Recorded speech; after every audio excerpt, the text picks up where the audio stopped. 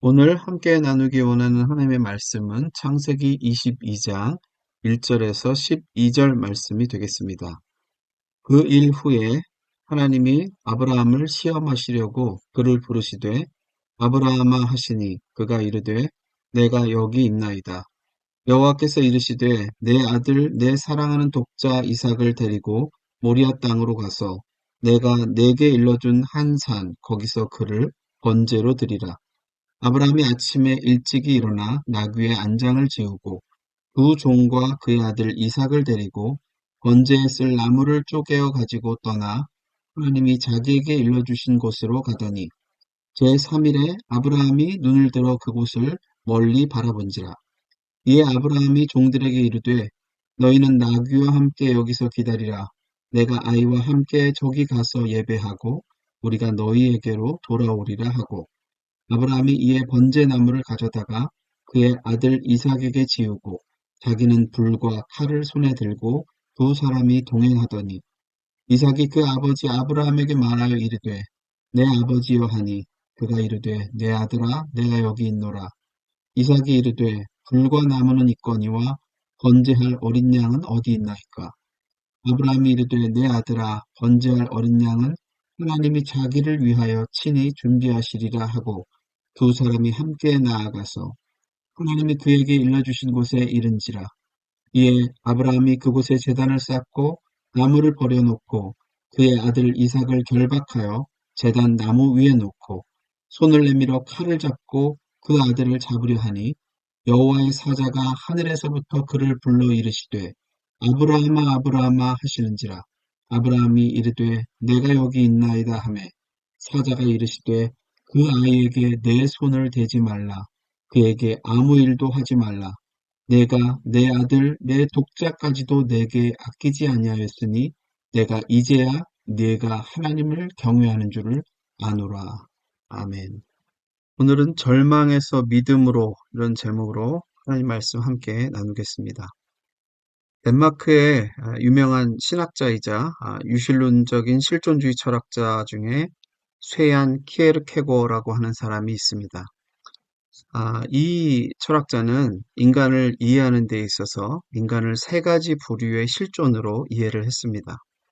첫 번째는 심미적인 실존이고요. 두 번째는 윤리적인 실존, 그리고 세 번째는 종교적인 실존으로 인간을 분류했습니다. 첫 번째 심미적인 실존은 어떤 부류의 인간이냐 하면 자신의 감성과 욕망과 세상적인 쾌락을 추구하는 존재 또는 이런 가치를 삶의 내용으로 삼는 사람을 가리킨다고 볼 수 있습니다. 예를 들면 17세기 스페인의 전설 속 인물인 소문난 바람둥이 돈 후앙이라는 사람과 같습니다. 이탈리아어로는 돈 조반니라고도 하죠. 마치 누가복음 15장에 나오는 둘째 아들의 방탕한 삶과도 견줄만 하다고 할 수 있습니다. 두 번째는 그보다는 조금 더 고차원적인 인간의 삶인데요. 윤리적인 실존입니다. 윤리와 도덕적으로 철저한 삶, 시민 교양을 갖추는 삶이 더 고상하고 가치 있다라고 여기는 사람들이죠. 이런 부류의 사람들은 존경과 명예를 중요시 여깁니다. 누가복음 15장에 나오는 첫째 아들의 삶과도 견줄 수 있습니다. 율법 준수를 통한 자기의 의로 충만했던 당시의 바리새인들이나 당시 종교 지도자들과도 견줄만 하죠. 우리가 이 비유에서 배웠던 것이 첫째 아들의 삶이 겉으로 보기에는 둘째 아들의 삶보다 더 고차원적이고 성실해 보이는 삶이지만 그러한 삶 자체로는 구원에 이를 수 없다는 사실을 말씀드렸습니다. 왜냐하면 거기에는 하나님의 은혜와 사랑에 대한 그리고 아버지에 대한 믿음이 없기 때문에 그렇습니다. 세 번째로는 종교적인 실존이 있습니다. 반면에 종교적인 실존은 윤리와 도덕, 심지어는 인간의 이성과 합리성조차도 뛰어넘는 그 너머의 어떤 것을 지향하는 삶이라고 할 수 있습니다.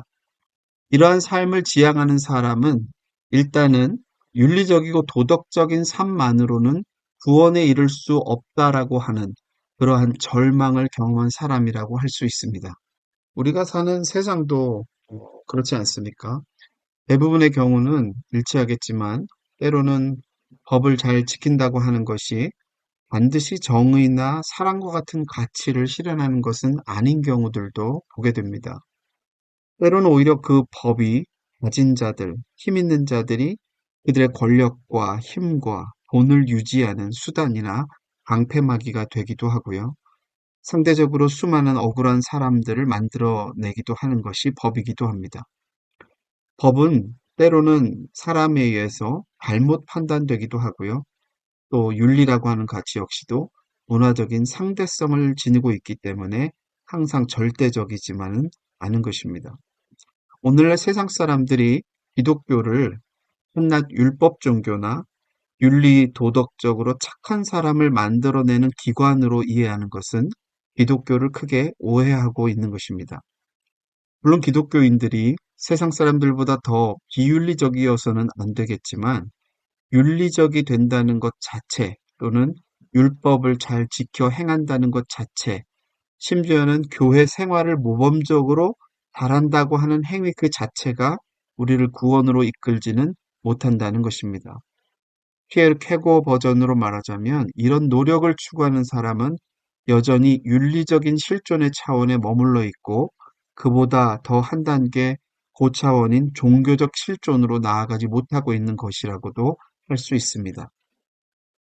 여러분, 오늘 본문에 나오는 아브라함을 향한 하나님의 요구가 너무 불합리하고 비윤리적이라고 생각이 들지 않습니까?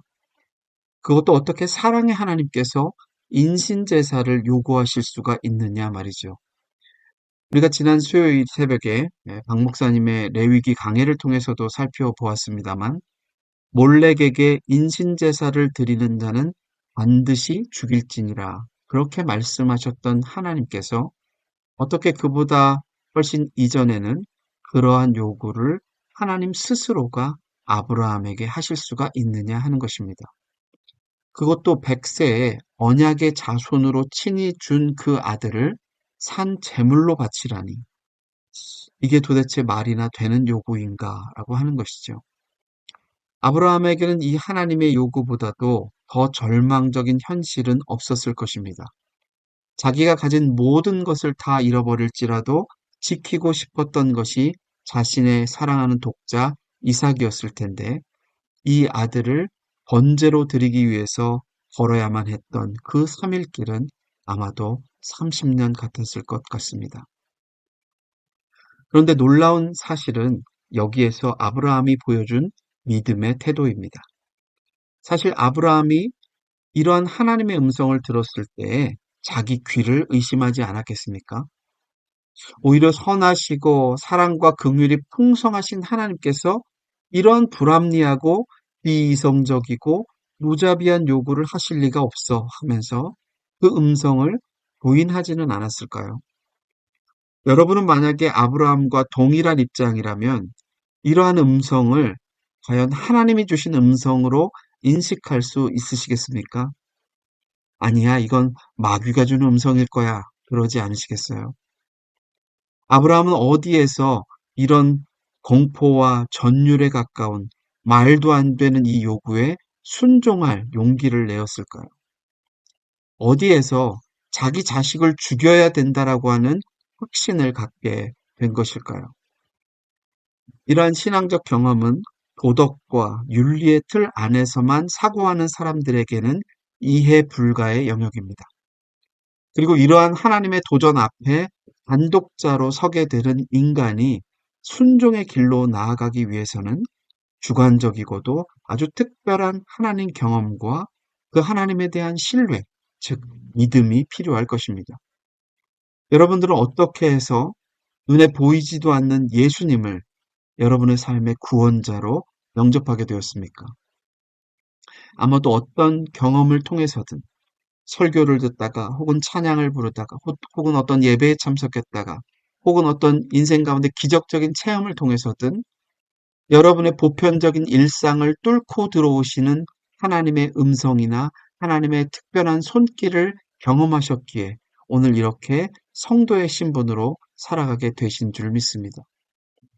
인간의 이성과 상식과 합리적 사고로는 도저히 불가능했던 100세의 나이에 아들을 은혜로 얻게 된 경험을 이미 해본 아브라함은 그토록 이해가 되지 않고 불합리해 보이는 하나님의 요구에 대해서도 믿음으로 순종하게 됩니다.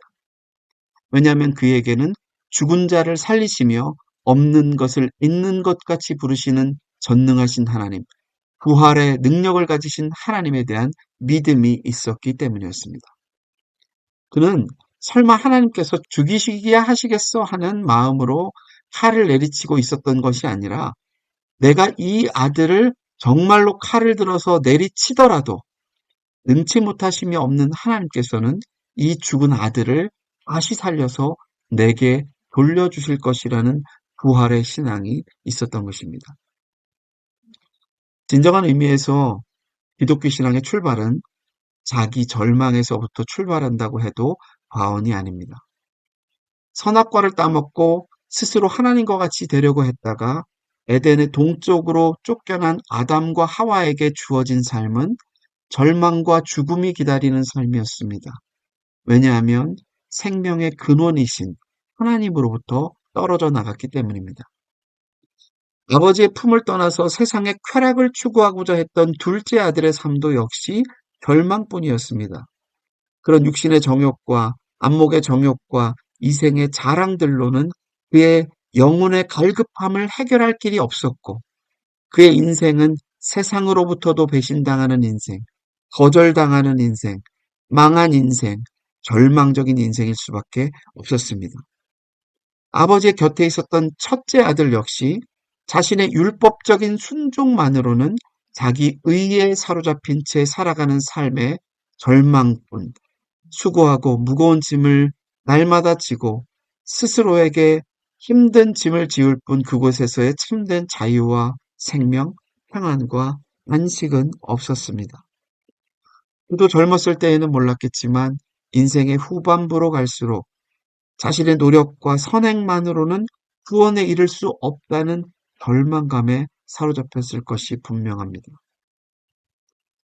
케르케고어는 죽음에 이르는 병에서 절망은 죽음에 이르는 병이면서 동시에 죽음에 이르지 아니하는 병이라고 했습니다. 왜냐하면 그러한 절망이 오히려 하나님을 신앙하게 하는 희망이 되기도 하기 때문입니다. 아브라함은 하늘이 무너지는 것 같은 하나님의 요구에 대해서 절망할 수밖에 없었습니다. 그러나 그는 인간의 이성과 상식과 합리성을 다 초월해서 언약의 신실하신 하나님, 전능하신 하나님, 부활의 능력을 가지신 하나님을 믿음으로 바라보았습니다. 그럴 때 그는 여호와 이레의 하나님, 언약을 변개치 않으시는 하나님, 신실하신 사랑의 하나님을 경험할 수가 있었습니다. 그리고 그러한 경험은 이삭 자신에게도 놀라운 구원의 은혜를 경험하게 만들어준 레슨이었을 것입니다. 여러분의 삶은 어떻습니까? 여러분은 신앙생활 가운데 이러한 절망을 경험해 보셨습니까? 정말 내 욕망과 꿈을 쫓아서 살려고 했더니 정말 그 속에는 참된 평강과 구원이 없었다는 경험을 해보셨습니까? 정말 내가 도덕적으로 윤리적으로 남들보다 착하게 의롭게 살아보려고 모범적으로 살아보려고 했는데 내 힘과 노력만으로는 도저히 안 되더라 하는 그런 절망을 여러분들은 경험해 보셨습니까? 정말 여러분은 내 인생에서 소중한 가치들이 하나 둘씩 사라지고 내가 꿈꾸었던 그 모든 것들이 하루아침에 다 일장춘몽으로 사라져버리는 듯한 그런 절망적인 경험을 해 보셨습니까? 그런 경험이 없었다면 그 사람은 아직도 자기의 힘과 노력으로 구원에 이르려고 애쓰고 있는 불쌍하고도 무지한 사람일지 모릅니다. 기독교 신앙은 나 중심적인 삶의 절망으로부터 온전히 하나님만을 신뢰하는 믿음으로 나아갈 때에만 은혜로 말미암는 구원을 경험할 수가 있는 것입니다. 여러분의 삶 속에서 진정으로 이런 자기의 깨어짐이 있으셨습니까? 이러한 자기 죽음이 경험되지 않은 사람은 어쩌면 아무리 오래 교회 생활을 했을지라도 아직 예수님을 내 삶의 진정한 구원자로 영접하고 있지 못한 것인지도 모릅니다. 믿음은 무슨 사후에 있을지 모를 일을 대비하는 생명보험이 아닙니다. 믿음은 하나님이 없이는, 예수님을 믿는 믿음이 없이는 어떤 인간도 자기의 힘과 노력과 선행만으로는, 도덕적이고 윤리적이고 모범적인 삶만으로는 도저히 구원에 이를 수 없다라고 하는 절망적인 인간 현실에 대한 깨달음과 동시에 복음에 대한 깊은 깨달음, 그리고 구원자 되시는 예수님께 자신의 전 존재를 내어 맡기는 믿음이 없이는 구원에 이를 수 없다라고 하는 이 진리의 말씀을 신뢰하는 것이 믿음입니다. 오늘 하루 나의 신앙생활과 믿음을 한번 점검해 보시는 하루, 그리고 우리를 절망에서 믿음으로 이끌어 주시는 이 구원의 기쁜 소식을 주위 사람들에게 전하시는 복된 하루 되시기를 주님의 이름으로 축원합니다.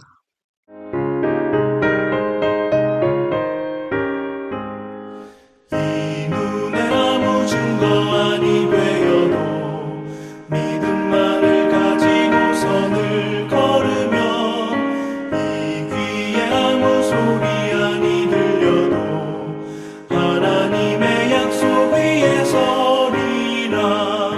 걸어가세 믿음 위에 서서 나가세 나가세 의심 버리고 걸어가세 믿음 위에 서서 눈과 귀에 아무 증거 없어도 이 눈이 보기에는 어떠하든지 이미 얻은 증거대로 늘 믿으며 이 맘에 의심 없이 살아갈 때에 우리 소원 주 안에서 이루리.